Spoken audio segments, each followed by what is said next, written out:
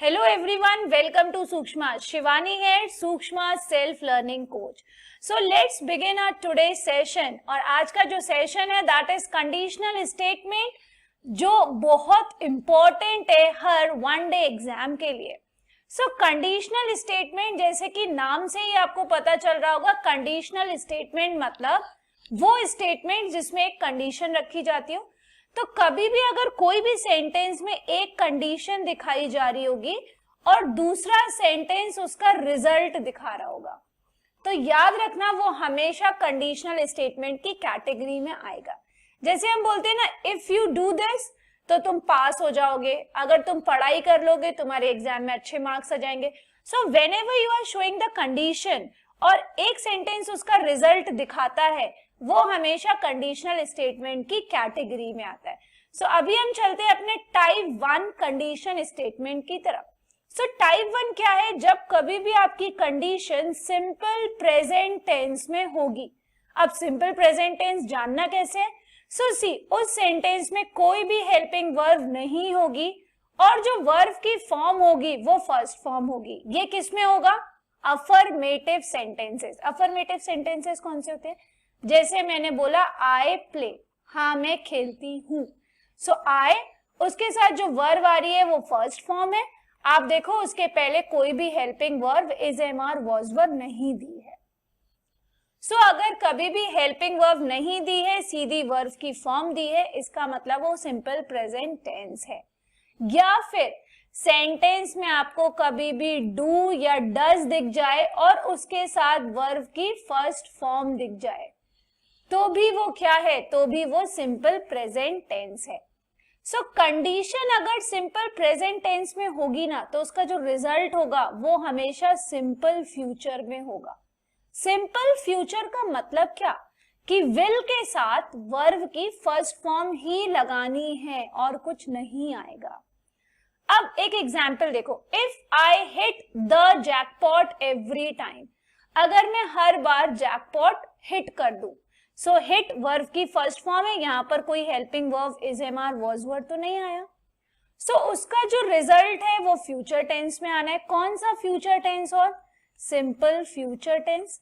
सो simple future tense क्या हो गया? जिसमें विल आता है और विल के साथ वर्ब की फर्स्ट फॉर्म आती है. सो आई विल बिकम का बिकम बिल्कुल सही है, बिकम की फर्स्ट फॉर्म बिकम होती है, बिकम रिच इन फ्यूचर.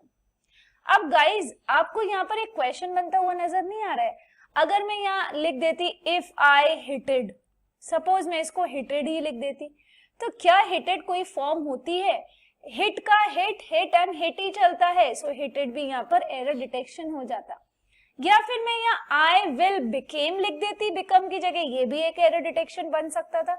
सो इसी सेंटेंसेस से ना 2-3 क्वेश्चंस बन सकते हैं. सो अभी तो हम पढ़ रहे थे कंडीशनल स्टेटमेंट और हमने उसमें देखा कि फर्स्ट वाला सेंटेंस मतलब कंडीशन वाला सेंटेंस किसमें दिया था? कंडीशन वाला सेंटेंस प्रेजेंट टेंस में गिवन था, सिंपल प्रेजेंट टेंस में, इसलिए उसका जो रिजल्ट आया वो सिंपल फ्यूचर में आया. नेक्स्ट सेंटेंस देखो, if the sun shines, so sun subject हो गया और सब्जेक्ट के साथ शाइन्स गिवन है. अब शाइन्स क्यों गिवन है? क्योंकि सब्जेक्ट आपका सिंगुलर है. जब सब्जेक्ट आपका सिंगुलर होता है तो जो वर्ब होती है ना, उसमें एस और ईएस लगता है, इसलिए यहाँ पर ये शाइन्स हो गया, जो बिल्कुल सही है. सो ये सिंपल प्रेजेंट टेंस हो गया. इसका रिजल्ट किस में आना था? We will go. So will के साथ वर्ब की फर्स्ट फॉर्म सही दी है, so we will go for outing.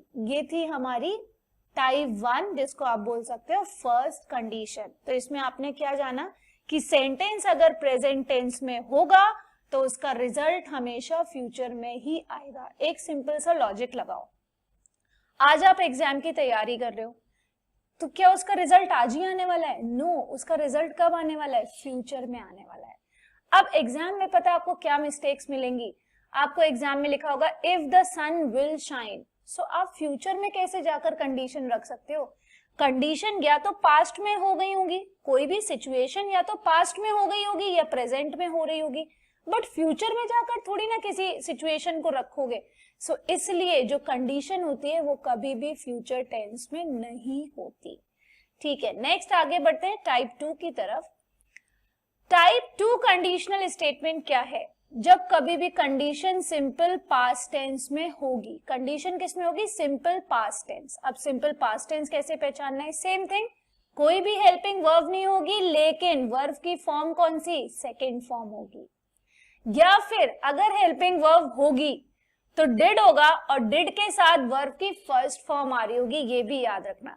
Like we से ही डिड नॉट सेड, तो ये तो वैसे ही गलत हो गया, और ये एक क्वेश्चन भी बन गया आपका। ही डिड नॉट सेड, इसको अंडरलाइन कर दो, 4 ऑप्शन दे दो, से, सेइंग, सेज, और एक दे दो नो इम्प्रूवमेंट। वैसे ही आपका एक क्वेश्चन बन गया। सो यहाँ पर डिड के साथ जो वर्ब की फॉर्म है वो कौन सी form? That is first form. So did plus verb की फर्स्ट फॉर्म होनी चाहिए।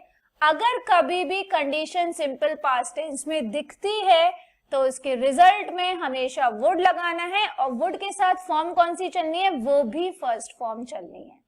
एग्जाम्पल देखो, if I hit the jackpot, अगर मैंने जैकपॉट हिट कर दिया होता। अब एक और चीज देखो, हिट की सेकेंड फॉर्म भी हिट ही होती है, वो हिटेड नहीं होती। यहां पर भी एक क्वेश्चन बनता हुआ दिखा।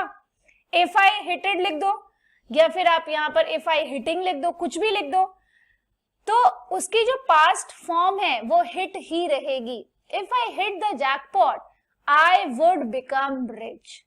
अब एक चीज आपने नोटिस करी, if I hit the jackpot every time, so every time क्या डिनोट करेगा? कि हमेशा प्रेजेंट की बात हो रही है, हमेशा की बात हो रही है। मतलब कोई भी चीज जो हमेशा चलती है वो प्रेजेंट टेंस में जाएगी। फिर अभी यहाँ एवरी टाइम नहीं लिखा था, इसलिए ये सिंपल पास्ट टेंस का केस है।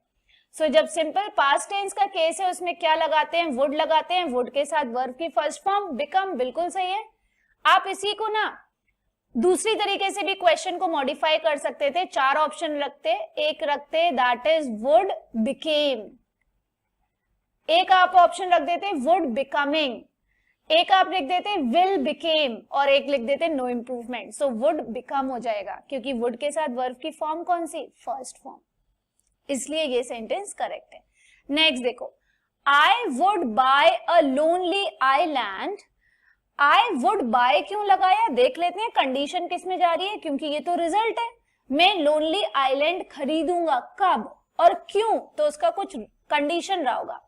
If I found a nice one, अगर मुझे अच्छा मिल गया, सो फाइंड की सेकेंड फॉर्म फाउंड हो गई, फाइंड, फाउंड एंड फाउंड, और उसके साथ क्या लगाना था? वुड लगाना था, और वुड की फॉर्म कौन सी? फर्स्ट फॉर्म, तो बाय की बाय लगा दी आपने, would buy a lonely island. So this is how type 2 conditional statement is. इसी क्वेश्चन से ना आप बहुत सारे क्वेश्चन मॉडिफाई कर सकते हो। आप यहाँ पर वुड हैव लगा दो और बाय लिख दो, सो वुड हैव भी नहीं होना चाहिए, क्योंकि कभी भी अगर सिंपल पास्ट टेंस होगा सो उसके साथ सिर्फ और सिर्फ वुड चलेगा, एंड वुड के साथ वर्ब भी कौन सी? फर्स्ट फॉर्म ही आनी चाहिए। सो गाइज, जैसा कि आप जानते हो, मेरे इस लेक्चर के बाद अब आपका काम शुरू होता है, वो है इस टॉपिक को रिवाइज करने का और इस टॉपिक को प्रैक्टिस करने का। और इस प्रैक्टिस को आसान बनाने के लिए सूक्ष्माज लाए हैं self learning game beyond knowing. So इस गेम में पार्टिसिपेट करके आप अपनी डेली सेल्फ स्टडीज पूरा कर सकते हो। और इस गेम की सबसे खास बात यह है कि ये एक सेल्फ लर्निंग गेम है, जहां आपको सेल्फ मेड क्विज, क्वेश्चन, एक आंसर और एक क्विज प्ले करनी होती है, जो आपकी एवरीडे लर्निंग डोज को पूरा कर देती है और खेल ही खेल में आपकी डेली सेल्फ स्टडीज भी करा देती है। सो जब हमने इतना कुछ जान ही लिया, तो आइए देख ही लेते हैं कि सूक्ष्मास या self learning game beyond knowing है क्या। सो गाइज, जैसा कि आप देख रहे हो, ये सूक्ष्मास का प्लेटफॉर्म है और यहाँ पर आपको दिख रहा होगा क्विज, एक ऑप्शन दिख रहा होगा। सो जब आप क्विज पर क्लिक करते हो, यहाँ पर पोस्ट क्विज करके एक ऑप्शन आएगा। आपको करना कुछ नहीं है, जो टॉपिक मैंने पढ़ाया उसको रिवाइज करो और उसके बेस पर एक क्वेश्चन क्रिएट कर दो। जरूरी नहीं है वो एरर डिटेक्शन का क्वेश्चन हो, वो किसी भी चीज से रिलेटेड क्वेश्चन आप बना सकते हो। सो जैसे कि आज मैं एक क्वेश्चन बनाने जा रही हूँ और क्वेश्चन आपको दिख रहा है, मैंने एक डायरेक्शन सिंपल सा बनाया, find out the erroneous part, और मैंने एक सेंटेंस बना दिया, if you do not win a scholarship your father will become very sad. अब आपको क्या करना है, इसमें फाइंड आउट करना है कि एरर कौन से पार्ट में होगा। सो आइए देख लेते हैं कि इसके ऑप्शंस कैसे बनाने हैं और कैसे फाइंड आउट करेंगे। सो गाइस, जैसा कि आप देख रहे हो कि मैंने सेंटेंस में ऑप्शंस क्रिएट किए हैं और वो है A B C and the fourth one is that is no error. So option रख दिया हमने A B C and fourth अगर नो एरर हुआ तो डी आप उसका आंसर लगा सकते हो।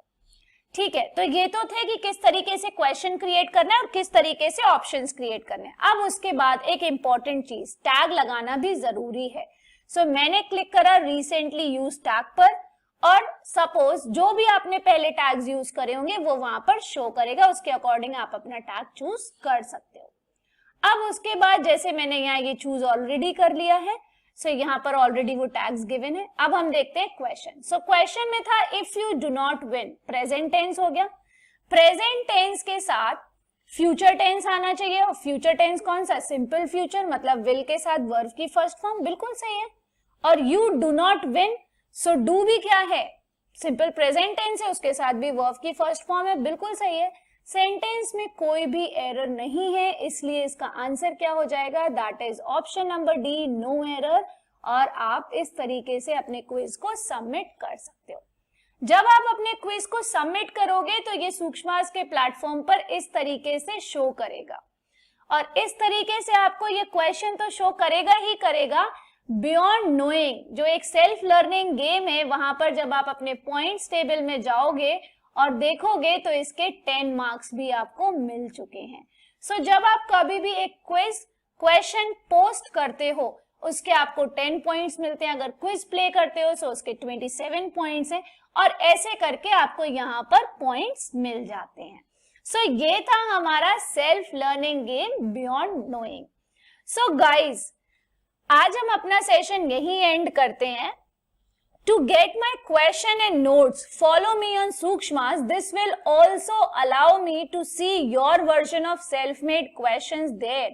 Get my profile link in the description. और हाँ, subscribe to Beyond Knowing using my referral code, that is SHIV20824 to play games under my group. Thank you so much.